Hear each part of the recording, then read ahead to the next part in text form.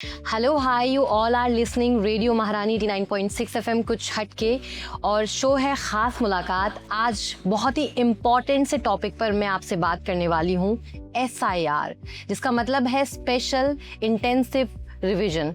और आखिर ये SIR क्या है, इस सब पर बातें होंगी आज के शो में। मेरे साथ आज ख़ास मेहमान मौजूद हैं। रेडियो महारानी 89.6 एफएम पर मेरे साथ हैं शिखा अंतिल जी, CEO जिला परिषद। मैम, बहुत बहुत स्वागत है आपका। थैंक यू जी। मैं शिखा, CEO जिला परिषद फरीदाबाद। और हमारे, जैसा कि आप जानते हैं, फरीदाबाद में 6 असेंबलीज हैं, जिसमें से एक तिगांव है। तिगांव विधानसभा क्षेत्र की ERO जो है वो मैं हूँ। जी, तो मैम मेरा क्वेश्चन सबसे पहला यही है, ये SIR प्रोसेस आखिर है क्या? ये हमारी स्पेशल इंटेंसिव रिवीजन है। ये जो हम सब ये जानते हैं कि जो 18 साल से ऊपर का व्यक्ति है उनको अधिकार दिया गया है वोट कास्ट करने का। जी जी। राइट? जब वो वोट कास्ट करने का 18+ का अधिकार है, तो वो सारा डेटा हम, जैसा कि सबको पता है, बूथ होता है, बूथ पे हमारी वोट कास्ट करने जाता है। वो हमारे एक इलेक्टोरल रोल बनता है, जिसमें हर वोटर की डिटेल्स होती हैं कि इस बूथ पर ये 1000 व्यक्ति हैं या ये 1200 व्यक्ति हैं जो वोट कास्ट कर सकते हैं।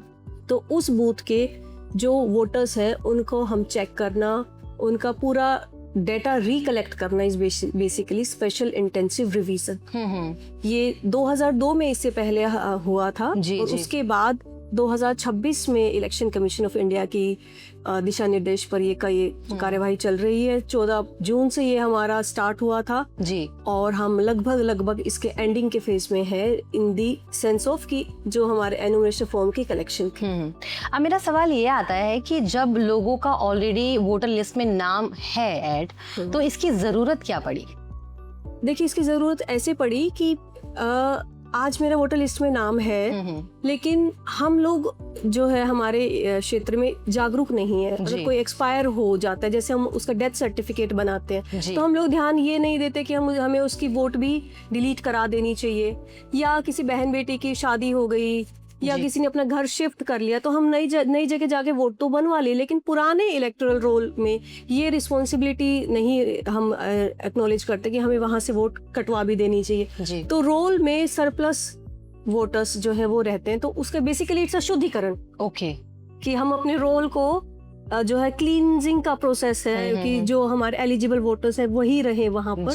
This is the SIR। Okay, आप डॉक्यूमेंटेशन की बात कर लेते हैं, बिकॉज अगर कोई नई प्रोसेस बनती है तो उसमें डॉक्यूमेंटेशन की नीड होती है। तो क्या क्या डॉक्यूमेंट्स चाहिए इसमें लोगों को? बेसिकली SIR फेजेस में चल रहा है। सबसे पहले तो जो हमारा बूथ है, सबसे महत्वपूर्ण इकाई इलेक्शन में रहती है हमारा बूथ, जहां पर हम वोट कास्ट करने जाते हैं।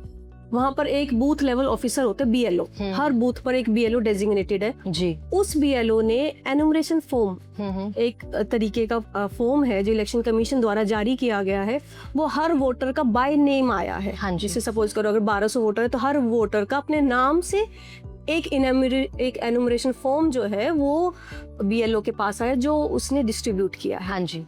अब आपकी जिम्मेदारी है कि हम उस फॉर्म को भरें, उसमें डेटा जो है वो ठीक भरें और अपने BLO को सबमिट करें। हाँ जी। उसको सबमिट करने से क्या होगा, एक हमारा ड्राफ्ट रोल बनेगा जो 21 तारीख को हमारा पब्लिश होगा। जो हमारे ऐसे वोटर हैं जिन्होंने अपना नाम बूथ उस पे तो है हमारा वोटर लिस्ट में, लेकिन अपना फॉर्म नहीं भर के दिया, तो उनके नेम्स जो है वो उस वोटर लिस्ट में से काट दिए जाएंगे। ओके।